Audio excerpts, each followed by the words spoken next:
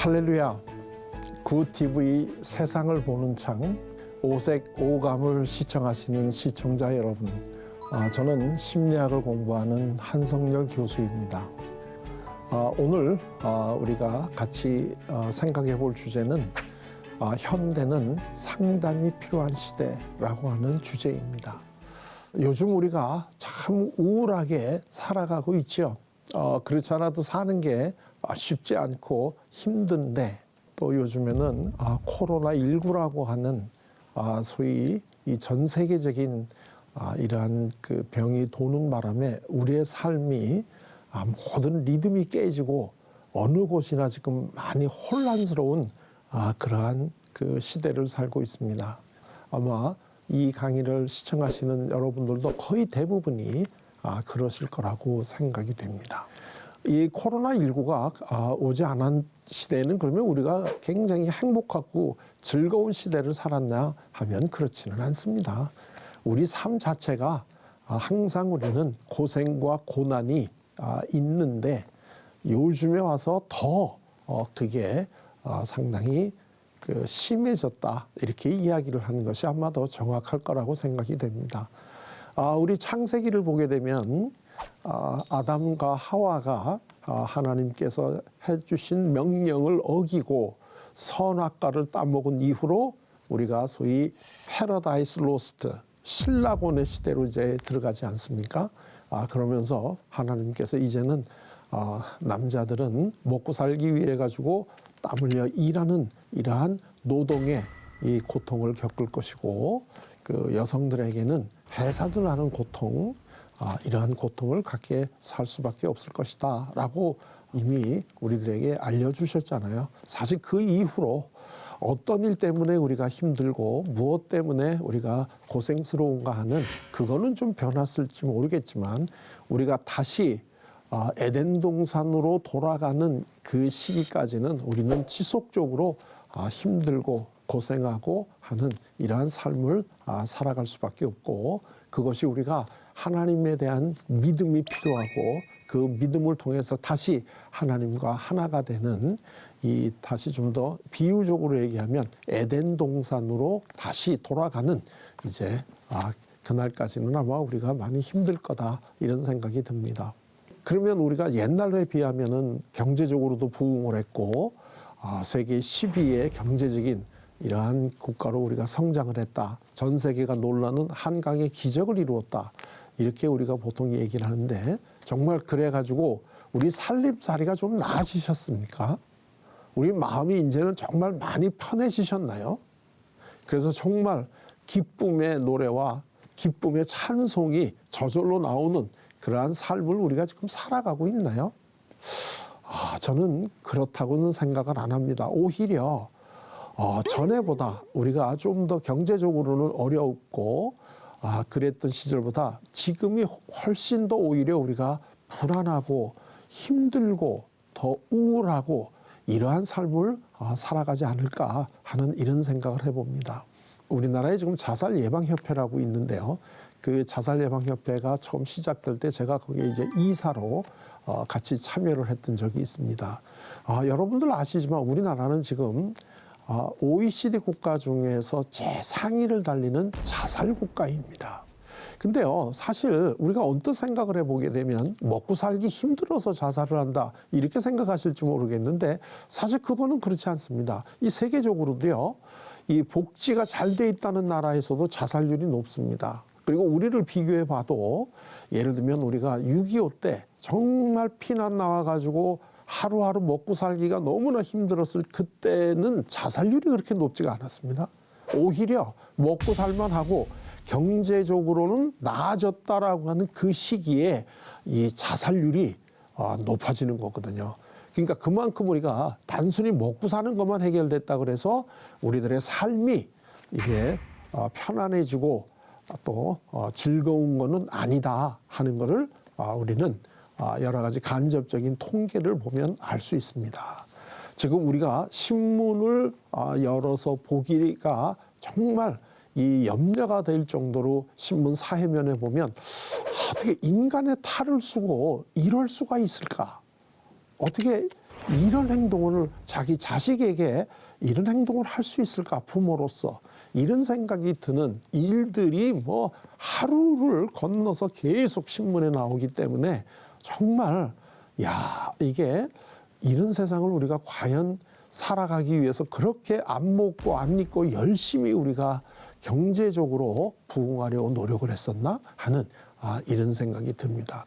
요즘에 그 많은 그 교회에 관계되는 우리 목사님들이나 또 많은 분들이 점점 젊은 사람들이 교회에서 떠나간다 하는 이런 것 때문에 많은 지금 염려를 하고 계시고, 교회 학교의 학생 숫자가 자꾸 줄어간다 이런 것 때문에 많이 지금 근심을 하고 계시는 것을 잘 알고 있습니다.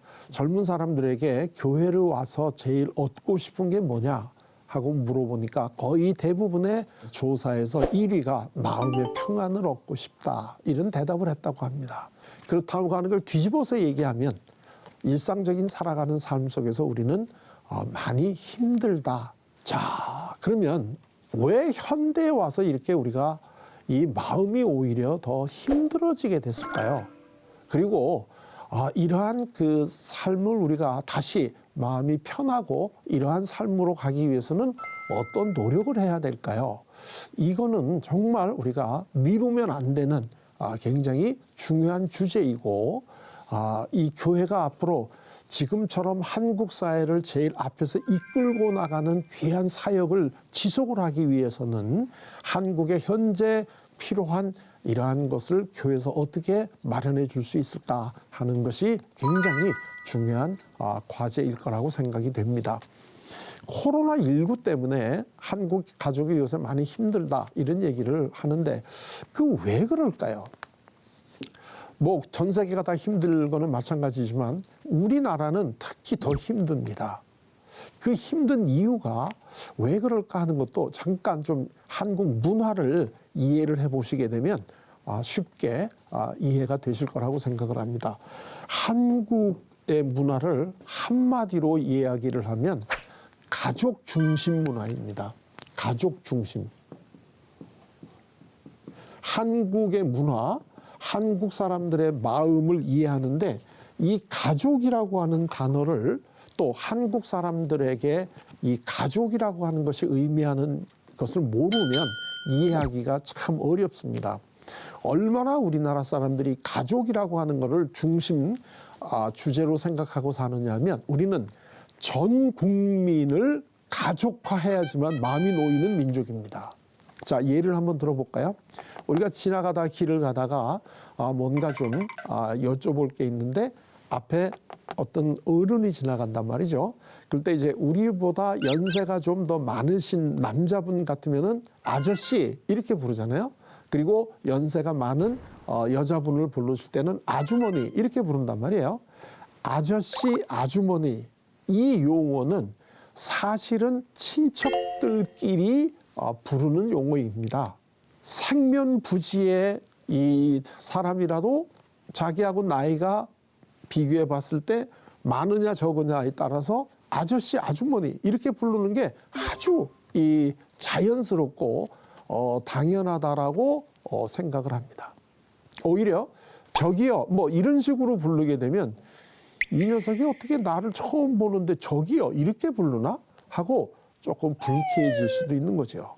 또 우리가 식사를 하러 갔을 때 대개 식당에서 우리를 이제 도와주는 거기서 봉사하는 이 그 사람을 부를 때도 마찬가지입니다. 그분이 여성이게 되면 그리고 우리가 나이가 많으면 이모 뭐 이렇게도 부르고요. 또는 나이가 좀 어린 그 여자분이 그 서빙을 하게 되면 뭐 언니, 뭐 누나 이렇게 부르잖아요. 이 언니, 누나, 이모 이 모든 게 전부 다 가족들끼리 부르는 용어죠.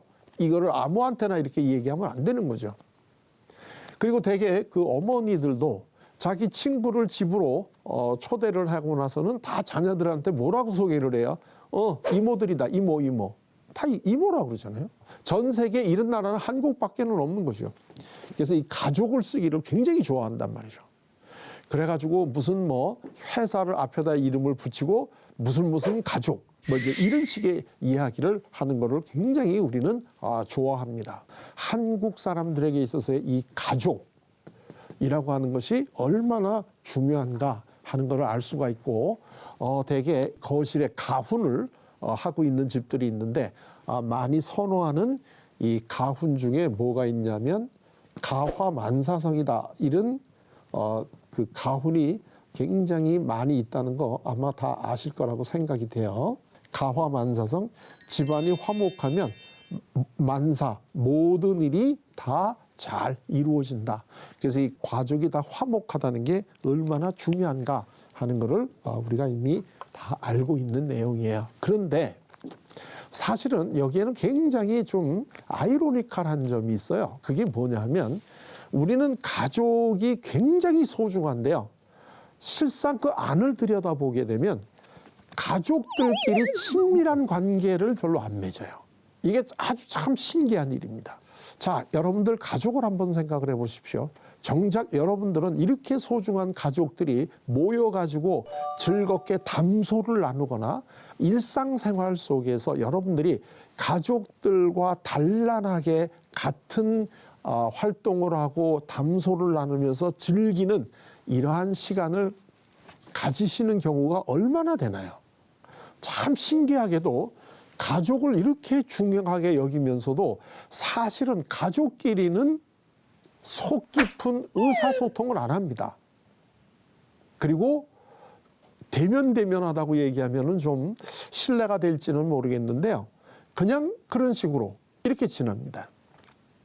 부부간에도 뭐 내 속마음으로 나는 당신을 사랑한다 이런 얘기를 굉장히 쑥스럽게 생각을 하고 한번 해보라 그러면 그거 얘기 안 하면 몰라? 뭐 이제 이런 식으로 얘기를 하고, 자녀들하고 하는 것도 성적이 좋으냐 나쁘냐, 학원 갔다 왔냐, 뭐 이런 식의 어떤 이야기만 하지 정말로 자녀들이 지금 어떤 생각을 하고 있고 어떤 마음으로 매일매일을 살아가고 있는지 이런 것들을 서로 나누는 이런 식의 이 소위 친밀한 관계를 별로 안 하는 게 한국 문화의 특징입니다. 언뜻 보면 참 모순적이죠. 가족을 그렇게 중심하게 생각을 하고 아버지들이 대개가 다 왜 이렇게 밖에 나와서 다들 열심히 살아가느냐 하면 가족이 중요하기 때문에 이렇게 생각을 하는데, 막상 그 가족들끼리 그럼 모이면 아주 즐거운 모임이 되느냐 하면 그렇지는 않다는 거. 이게 한국 문화가 가지고 있는 아주 참 이중성이라고 얘기할까요? 자, 이런 면이 있는데, 그러면 이 코로나19 같은 게 뭘 의미하느냐 하면은 코로나19의 특징이 대면에서 이제 비대면으로 이제 넘어간 거가 되잖아요.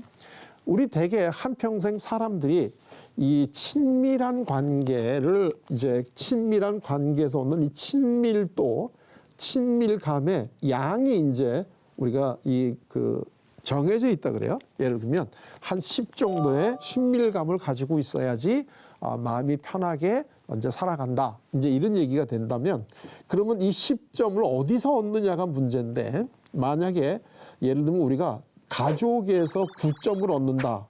그러면 가족 외에 다른 관계에서 1점을 얻으면 우리는 필요한 친밀감이 10점이 되겠죠. 근데 아까도 얘기를 했지만 사실 가족들끼리 우리가 친밀한 거를 얻지 않으니까, 예를 들면 가족에서 5를 얻는다 그러면 가족 이외의 다른 관계에서 5를 얻어야 된다. 이제 이런 얘기가 되는 거죠. 자, 그렇다고 한다면 여러분들 삶을 한번 보십시오. 대개 이제 그 직장을 가지고 있는 평균적인 우리가 남성을 얘기해 본다고 하면 가족들끼리 한 5를 얻었다 그러면 나머지 5의 친밀감은 어디서 얻나요? 가족 이외에 예를 들면 직장 동료들이나 아니면 친구들이랑 같이 저녁 때 가끔 만나가지고 저녁을 같이 먹고 이러면서 오히려 내 속에 있었던 이러한 이야기를 나누면서 이 5을 채운다. 이제 이런 얘기가 되는 거죠.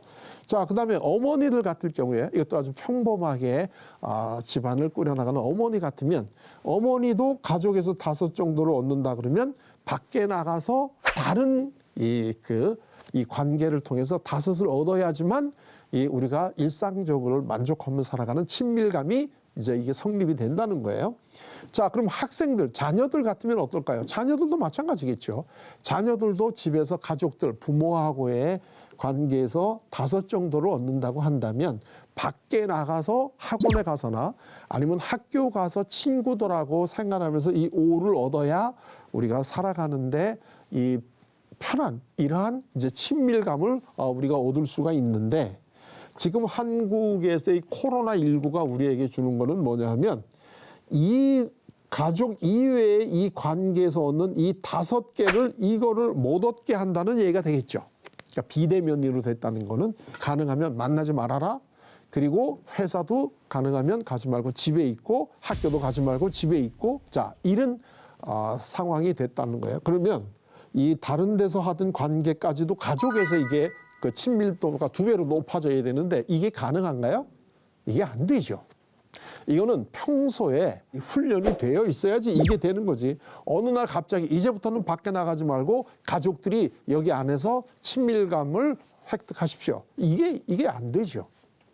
그러니까 계속해서 이 그 친밀감이 부족한 상태가 가족들끼리 있을 때 불편함으로 느껴진다는 거예요.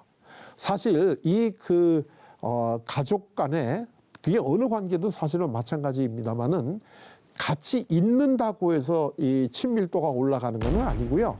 이 가족이나 모든 관계에서는 이 같이 있는 시간이 이게 많아진다는 얘기는 기존에 가지고 있었던 가족 관계의 양상이 증폭되는 겁니다. 예를 들면 서로 친밀한 관계를 맺고 있던 사람들이 함께 있는 시간이 많아지면 그 친밀도가 증가한다는 얘기가 되고요.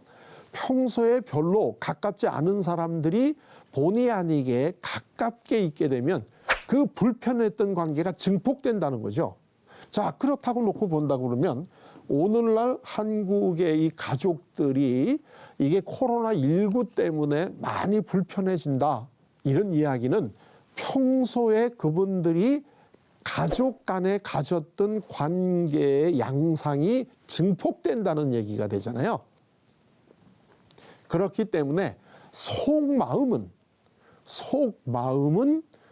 굉장히 속정이 있고, 정말 말을 안 해도 마음 깊은 데서는 상대방에 대한 많은 이 애정과 관심을 가지고 있다고 한들, 그것이 평소에 그것이 충분히 전달이 되지 않는다고 한다면, 그리고 그 관계가 항상 약간 뭔가 부족하고 불만족스러운 관계였다고 한다면, 어느 날 갑자기 준비도 안 돼 있는 상태에서 좁은 공간에 가족들이 함께 있어야 된다 할 때는 그 불편함이 상당히 증가할 거다 하는 걸 우리가 충분히 아마 이해를 하실 수 있을 것이고, 아마 지금도 그러한 현상을 지금 계속 아마 경험하고 계실 거라고 생각이 돼요.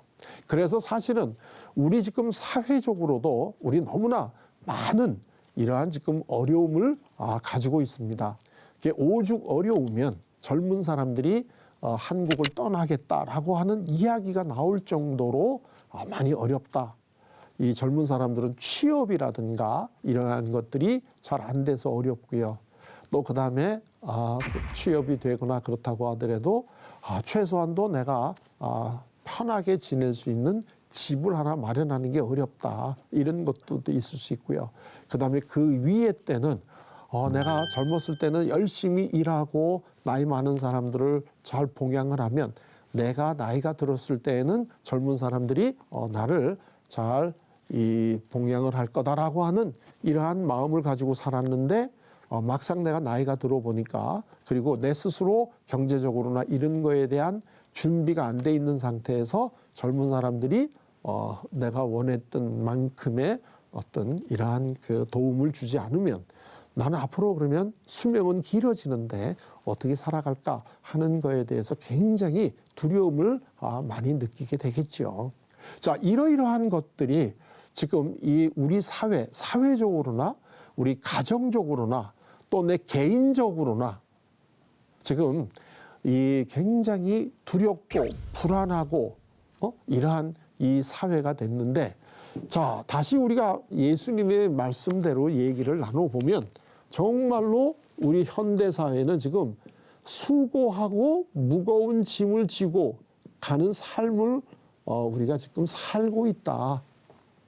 그 이유는 사회 전체로 볼 때 이유도 있겠고 또 우리 가정적인 이유도 있겠고 내 개인적인 여러 가지 이유도 있겠죠. 그러나 수고하고 우리가 무거운 짐을 매일매일 지고 힘겹게 우리가 살아가고 있는 것이 다양한 그 증상으로 나타나는 것이 우리가 신문의 사회면에서 보는 아주 끔찍한 이러한 일들로 지금 나타나고 있다고 볼 수 있어요. 자, 그렇다고 한다면 사실 오늘 한국 사회에서 제일 필요로 한 게 과연 뭘까? 그거는 우리 그 수고하고 무거운 짐을 많이 지고 있다면 당연히 수고하고 무거운 짐을 내려놓는 이 노력이 제일 필요하지 않겠어요? 그리고 그 수고하고 무거운 짐이라고 하는 것을 내려놓는 이 활동을 우리가 상담이다라고 정의를 한다면 오늘날에 정말로 필요한 활동은 상담이다. 이렇게 이야기를 할 수가 있겠죠.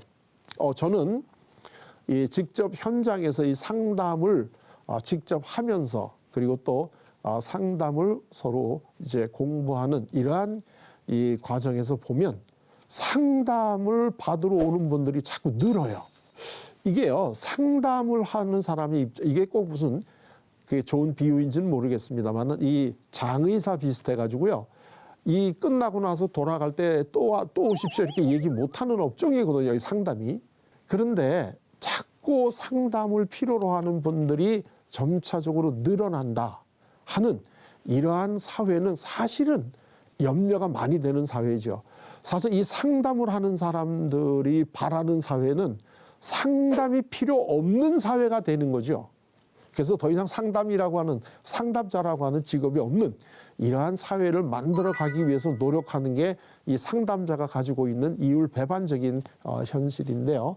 그러나 아쉽게도 우리 사회에는 지금 상담이라고 하는 이러한 것들이 굉장히 필요로 하다. 그래서 일반 대학도 보게 되면 이 그 심리학과 대학원에 다양한 전공이 있는데 제일 학생들이 많이 공부하고 싶어하는 분야, 이 분야가 임상 상담 심리 분야입니다.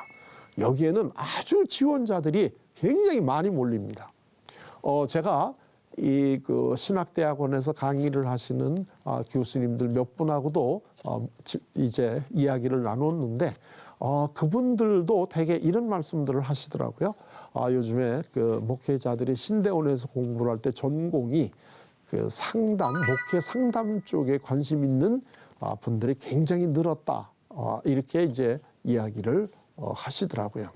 제가 미국의 그 미드웨스턴 침례신학대학원에 겸임 교수로 있으면서 가르치는 강의 내용도 이 상담을 어떻게 하느냐 하는 이러한 것들, 그리고 오늘 우리가 이제 앞으로 강의를 할 예수님의 상담법은 어떤 건가 하는 이런 것들을 강의를 하는데요.